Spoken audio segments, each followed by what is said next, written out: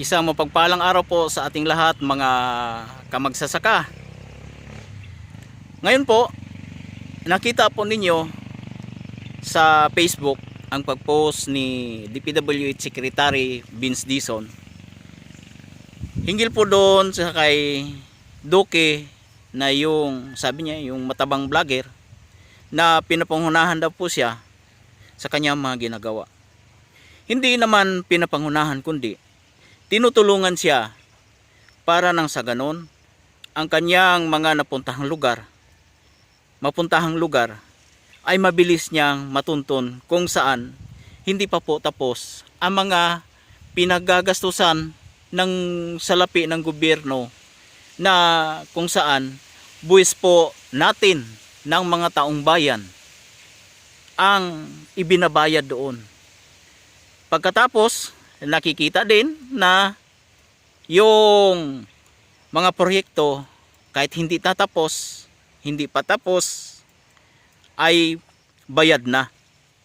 Kaya nanggagailiiti ngayon si DPWH Secretary Dizon dahil sa ginawa ng vlogger na si Duque. Ngayon mga kaibigan, bakit kung transparent ang ginagawa ng gobyerno, lalong-lalo na po ng mga nariyan sa Malacanang, mga sa first family, ay dapat para masabing walang anomalya at huwaran siya sa kanyang mga pamumuno at pamamalakad dito sa ating bansa, pinauna niya ang kanyang probinsya. Katulad ni Tatay Digong, bago lumundag si Tatay Digong sa ibang bakuran, ay nililinis muna niya ang kanyang bakuran. Nang sa ganon, kahit may dumi man, kahit may kasawayan man, ay masasabi natin na konti lang. Samantalang sa kasalukuyang administrasyon na kung saan ito ay record breaking in history na nagkaroon ng matinding korupsyon. Kahit saang ahensya ng gobyerno, nagkakaroon ng matinding nakawan. Kaya dapat kung under his watch ni BBM, ay sana pangunahan niya. Kung manguna man siya, dapat ang unahin niya ay ang bakuran niya. Dahil ang bakuran niya, kung walang dumi, masabi nating huwaran at tapat sa pangako ang ating Pangulo at talagang nagtatrabaho. Hindi eh. Noong makita natin sa post sa social media, napakarami. Meron pang hindi yari na mga flood control, nakatiwangwang lang pero bayad na. At saka napakalaki ng allocable ni Sandro Marcos. Kung hindi po ako nagkakamali, pasensya na po kung nagkamali ako, ay nasa 12 billion pesos ang kanyang natanggap na allocable. Pagkatapos, ngayon, pinuntahan ng vlogger, yung matapang na vlogger, pasalamat tayo doon dahil masasabi po natin talaga na ang vlogger na yon ay may malasakit sa kaba ng bayan, may malasakit sa kanyang mga kababayan na kung saan ang pera ng taong bayan ay napupunta sa wala, napupunta sa malalalim na bulsa ng mga politiko. Hindi dapat ikagalit ni Vince Dizon yon, sapagkat ang purpose ng taong yon ay bigyan siya ng informasyon kung saan naroon ang mga hindi patapos na proyekto ng gobyerno, lalong-lalo na ng DPWH, sapagkat napakalaking budget ang nawala at napakalaking pera ng bayan ang nawala. Imbis na magpasalamat dahil sa ginawa, tinulungan siya ng isang vlogger, ay nagalit pa. Baka maari daw niyang kasuhan dahil sa mga fake news. Fake news ba yun? Magsasalita ba ang video? Magsisinungaling ba ang mga video? Ang mga picture? Marami pa, hindi lang si Duque na vlogger ang nagpapadala ng mga picture. Maging si Ping Lacson, yung nag-imbestiga ang kanyang team, ay mayroon ding nakita. Kaya nga lang, siyempre, kaalyado wala tayong magawa. Yung baho ay pilit na pinagtatakpan. Kaya sana sa mga taong nakita pa ng ibang mga proyekto na kaalyado ng administrasyon, ay pwede naman po ninyong i-post sa social media. Nang sa ganon, mabibigyan po natin ng reaction at komento itong mga nangyayaring lukuhan, niluluko nila ang taong bayan.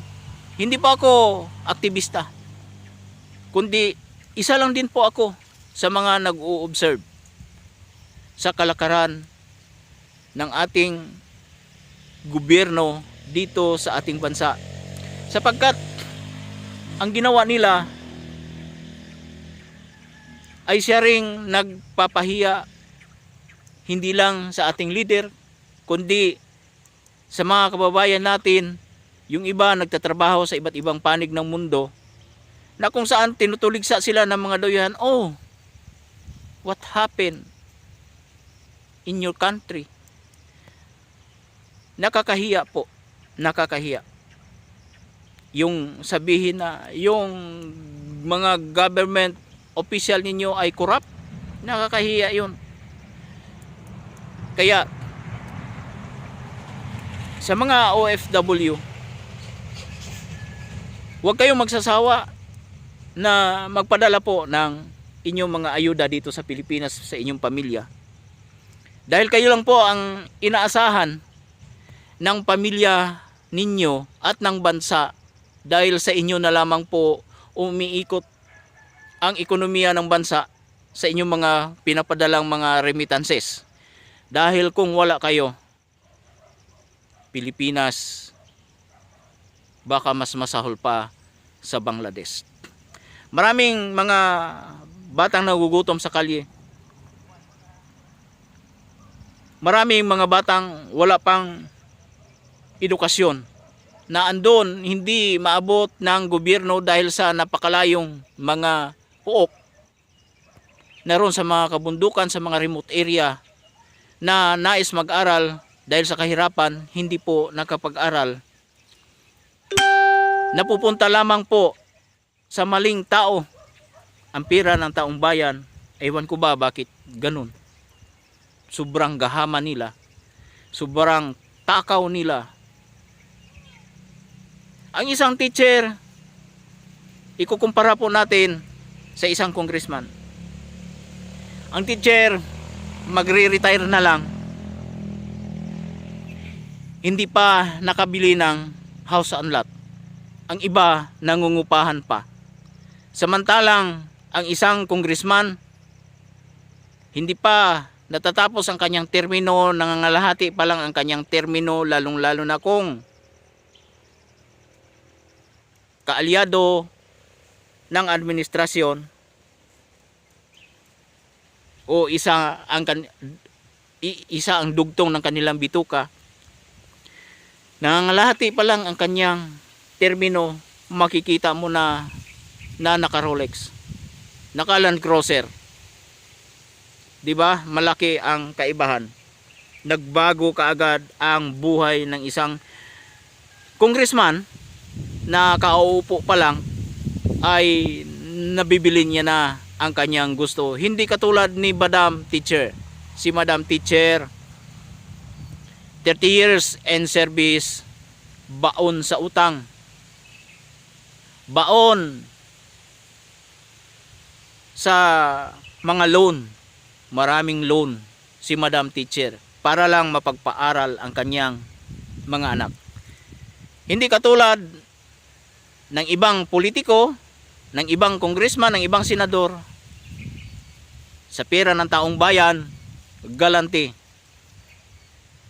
na bibili niya ang gusto niya, lahat ng luho niya nasusunod gamit ang pera ng taong bayan. Hipo pa lang nagbibigay na ng 200,000 hipo pa lang.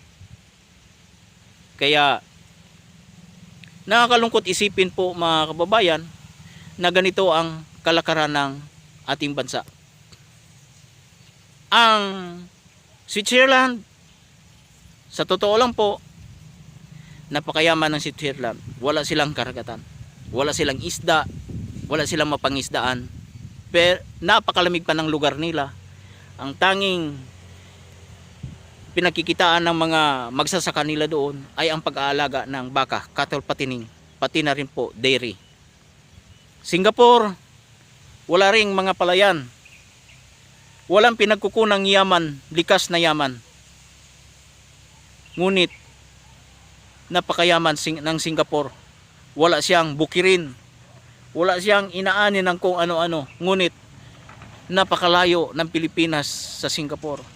Ang Japan, bakit napakaganda ng bansang Japan? Napakaunlad ng ekonomiya ng Japan, na kung saan kahit sa mga mineral, salat na salat at walang matatagpuan sa Japan. Bakit sa Pilipinas kumpleto lahat?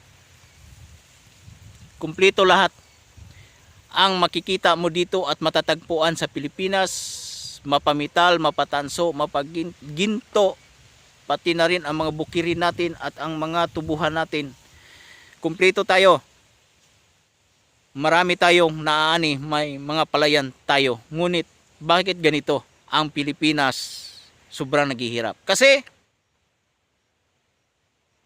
ang masagasaan, pasensya na po, ang Pilipinas maraming, hindi naman po lahat, hindi ko nila lahat, kundi ang Pilipinas ay napakaraming politikong buwaya.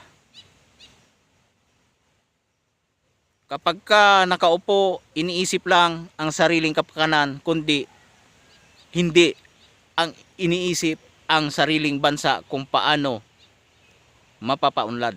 Salamat po na napakarami.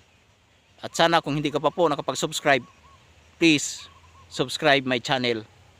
Yun lang po. Maraming salamat.